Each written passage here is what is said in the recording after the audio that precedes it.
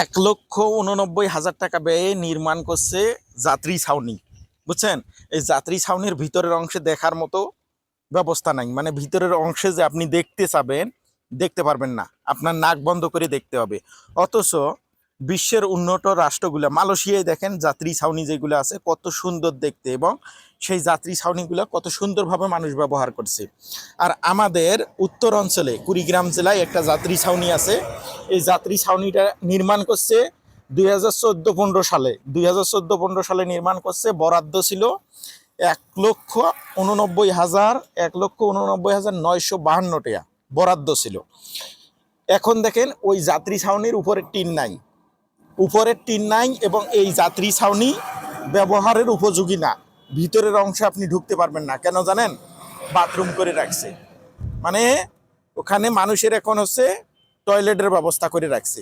ভিতরে মানুষ আর বসতেও পারবে না, এবং ভিতরে যে মানুষ হলো গিয়ে এখানে যে যাত্রী ছাউনি হিসেবে ভিতরটাকে ব্যবহার করবে কোনোদিনও সম্ভব না। পিছন থেকে দেখাও বাবা, পিছন থেকে অতিথি দাও। যাত্রী ছাউনি হিসেবে যে এটা ব্যবহার করবে, আসলে ব্যবহার করার উপযোগী মোটেও না। এখানে কোনো বরাদ্দ করছে, যদি এই ঘরটা নির্মাণ করি, আমার ওই সময়কার ওই যে 2014-15 সালের যদি আমরা হিসেব করি, 2014-15 সালে এই ঘরটা তৈরি করতে সর্বোচ্চ 50 থেকে 60,000 টাকা লাগার কথা। সে জায়গায় 1,89,000 টাকা ব্যয়ে ঘরটা তৈরি করছে। এই ঘরটা কোনো যে সেবা দেওয়ার জন্য তৈরি করছে, এই সেবা দিচ্ছে না, বা এই সেবা মানুষ নিতেও পারতেছে না। এখন এই ভিতরের অংশ আসলে আপনাদেরকে দেখানোর উপযোগী নয়, চাইলেও দেখাইতে পারবো না।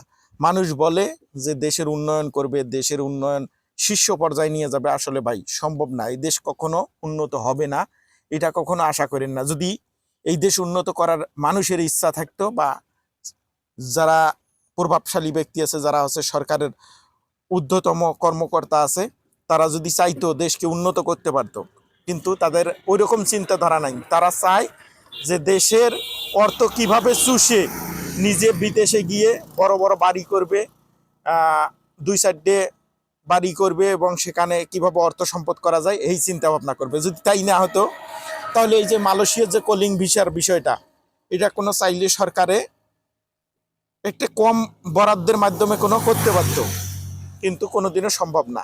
দেখেন, এখন আমি আজকে একটা হাসনাত আবদুল্লাহর পোস্ট দেখলাম, যে তিনি পোস্ট করছে 70 থেকে 80,000 টাকায় মালয়েশিয়া সরকার ইচ্ছা করলে মানুষ যাইতে পারত।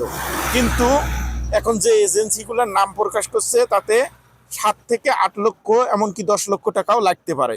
তাহলে একবার চিন্তা করে দেখেন যে সরকার কি চায়, বা সরকারের যারা উপদেষ্টা আছে বা মন্ত্রী আছে, তারা কি চায় যে দেশের মানুষ খুব অল্প খরচে বাইরে যাও, সেখান থেকে ইনকাম করে আনুক, দেশের উন্নয়ন হোক, দেশের রেমিডেন্স বাড়ুক? এই চিন্তা ভাবনা কি আছে? কোনোদিনও নাই। এই চিন্তা ভাবনা কোনোদিনও নাই। যদি বেসরকারিভাবে যেতে চান, তাও মনে করেন যে কম খরচে যেতে পারবেন। তাহলে চিন্তা করে দেখেন, এই যে আমি একটা উদাহরণ দিলাম, আপনি উদাহরণটা একটু ভেবে দেখেন যে আসলে আমাদের দেশ কোনোদিনও উন্নত হবে না।